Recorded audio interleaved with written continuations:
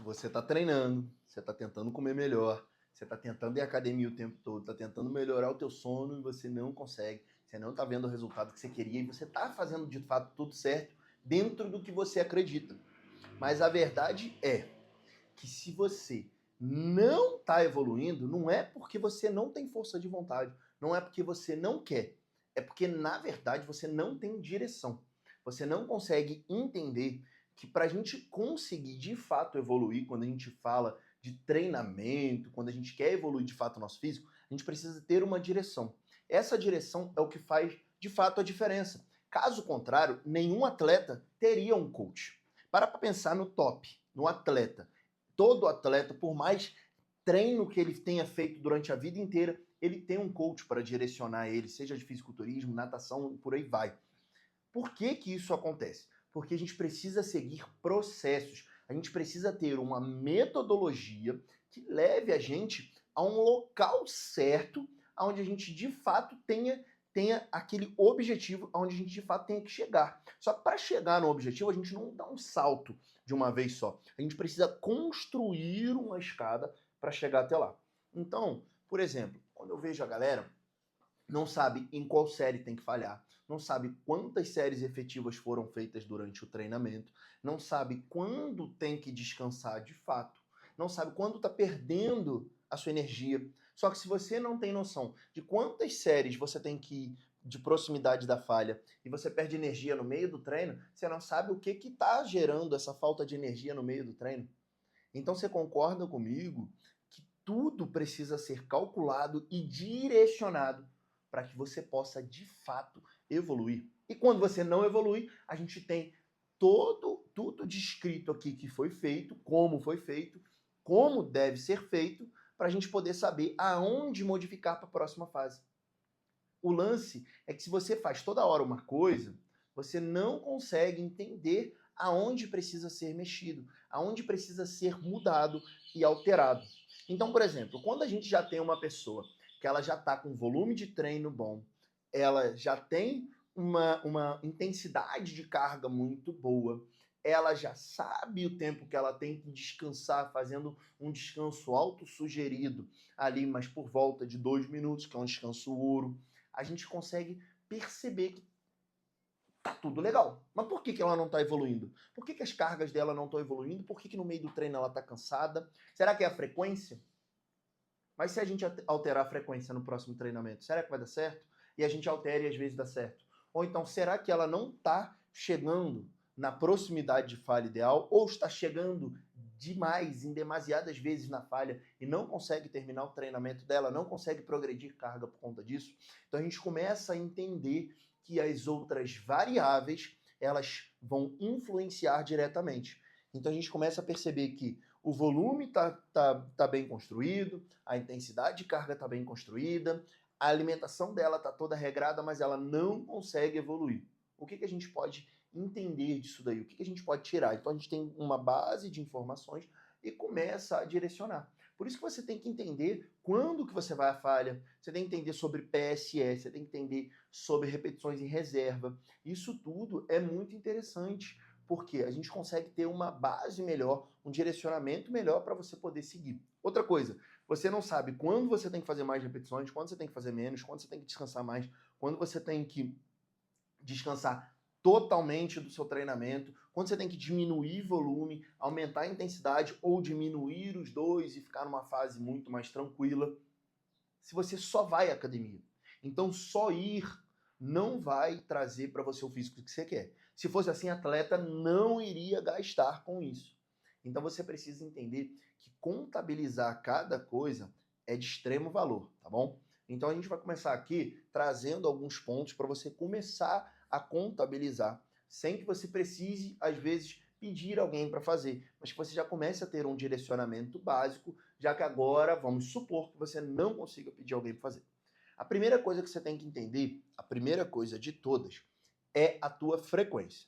Quantas vezes você consegue ir? 4. Então não adianta um treino para 5, se na maioria das vezes você vai faltar. Então vamos trabalhar com 4 vezes na semana, tá bom? Então isso daqui já é uma numeração que você tem.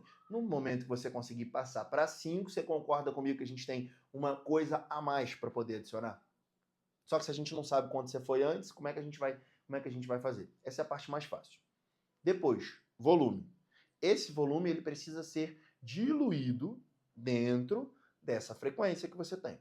Então a gente vai trabalhar com volumes de 20% a mais do que você tem agora, nunca aumentar demais. 20% para cima, 20% para baixo, sempre para ir tentando chegar próximo, entender como é que teu corpo funciona. Então, se você está indo 4 vezes na semana e, por exemplo, você quer trabalhar um número de séries maior para dorsais, a gente vai colocar a frequência de dorsais um pouco maior.